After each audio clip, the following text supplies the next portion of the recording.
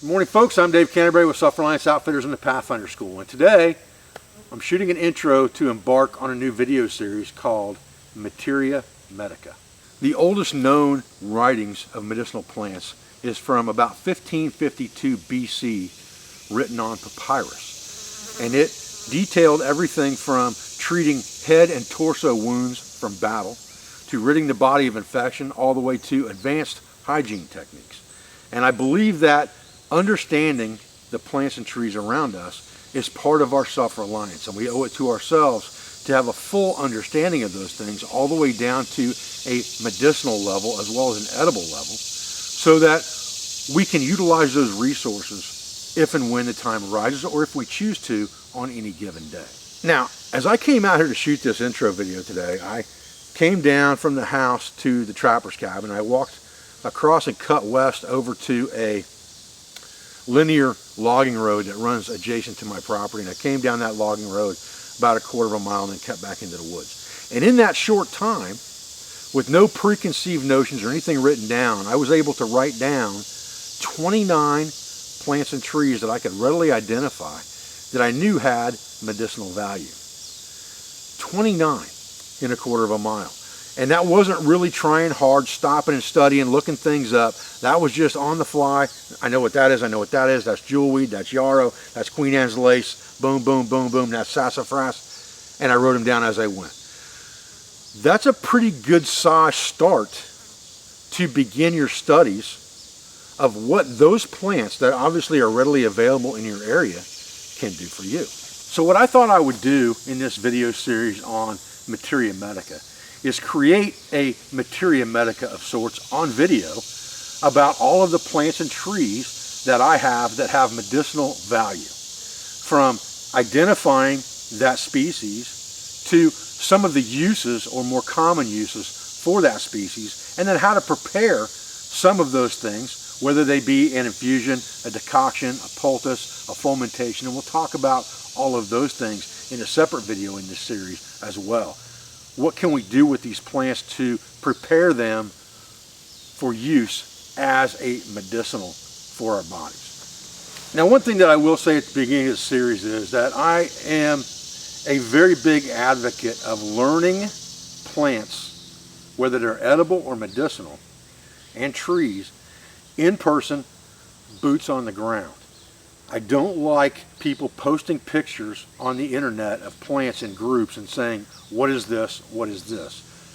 Because what happens is, somebody's going to know exactly what that plant is and they're going to give it a proper identification.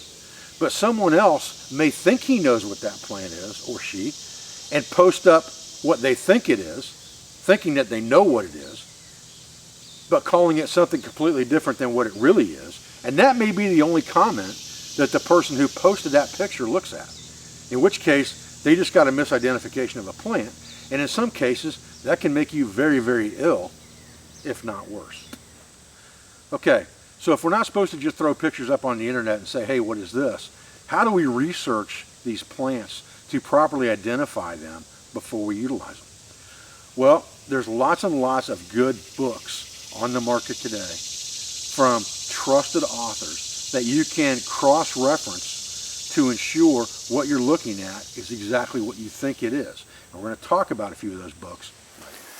Okay, so for starters, let's first put the disclaimer in here that this video series really deals with the Eastern Woodlands. That's my area that I'm in. That's the area that I feel the most comfortable in and I feel I have the most knowledge in. I'm not trying to be the expert of plants all over the world or all over the United States, but I definitely want to know exactly what I have available to me in the Eastern Woodlands. And these three books are the ones that I find the most helpful. The first one is Peterson's Field Guide. This is an updated edition. It's really easy to use because it has a lot of color-coded things as far as the flowers of the plant goes that help you to get to the area quickly and identify a plant. It also has lots of good medicinal information in it. Edible and Medicinal Plants of Canada is a good plant for the Eastern Woodlands, really because so many of the plants overlap geographically that probably 80% of the plants that are in this book are also in Ohio. Now, how far south some of these plants would go is another question, but all the way down to the Ohio area, I find this book to be very, very helpful. And then I have one on identifying trees in all seasons of the year. And this book's really good because it shows bark, it shows buds, it shows seeds, it shows leaves, and it shows saplings, and it shows the trees, again, in all 3 or all 4 seasons of the year. So it makes it a very good guide for identification. It's got lots of really good color plates in it as well. So those are the books that I use most generally for cross-referencing on identification of a plant that I find that's new. You're going to have to find a set of books that works for you in your area. But these are the ones that work for me. Okay, so real quick, let me give you just a piece of advice when you're creating your Materia Medica. One of the things that I always do when I'm out walking around identifying plants or looking for new plants is I always take pictures. And I take at least 3, if not 4. I'll take what I can get, but there's 4 things I'm really looking for. Let's take this staghorn sumac, for instance, okay? The first picture I would take would be the plant in full bloom, like this one. I want a good close-up picture of that. Then I'm going to come in here and take a picture of the leaf structure of this plant and how they're arranged on the stem. A good close-up picture. If there's any kind of a seed pod, like these have underneath them, I'm going to take a picture of that as well.